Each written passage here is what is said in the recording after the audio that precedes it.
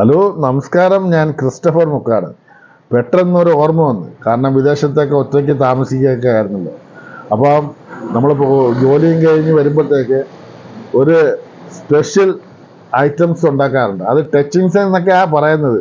പക്ഷേ ഇവിടെ നമുക്ക് ചായ കൂടെ മറ്റേ ഏതെങ്കിലും ഒക്കെ കഴിക്കും. അപ്പോൾ ആ വീഡിയോയിലേക്ക് നമുക്ക് കിടക്കാം. അപ്പോൾ നമ്മൾ ടച്ചിങ്സിന് എടുത്തതെന്നൊക്കെ പറയുന്നത് ഒരു തക്കാളി, ഒരു ഉള്ളി, 2 പച്ചമുളക്, ഒരു കുക്കുംബർ, നൈസ് കുക്കുംബർ, അല്പം മിക്സർ, ശാല ഉപ്പ്, വെളിച്ചെണ്ണയൊക്കെ എടുത്തേക്കും. സാധാരണക്കാരായതുകൊണ്ട് വെളിച്ചെണ്ണ ഒലിവ് ഒക്കെ ചേർക്കാം. അപ്പോൾ നമുക്ക് ആദ്യം കുക്കുംബർ അങ്ങോട്ട് അരിഞ്ഞങ്ങോട്ട് എടുക്കാം. നമുക്ക് ഈ രീതിയിൽ തന്നെയാണ് എല്ലാം അരിയേണ്ടത്. അത് പ്രത്യേകിച്ച് പറയേണ്ട കാര്യമില്ല. ഇത് കണക്കാണ് വരയിട്ട് എന്നിട്ട് നമ്മൾ അത് തിരിച്ച് വെച്ചിട്ട് ഈ രീതിയിൽ തന്നെ എല്ലാ ഐറ്റംസും അരിഞ്ഞെടുക്കുക. നമുക്കൊരു പാത്രത്തിലേക്ക് ഈ കുക്കുംബർ എല്ലാം കൂടി അങ്ങോട്ട് ഇട്ട് കൊടുക്കുക.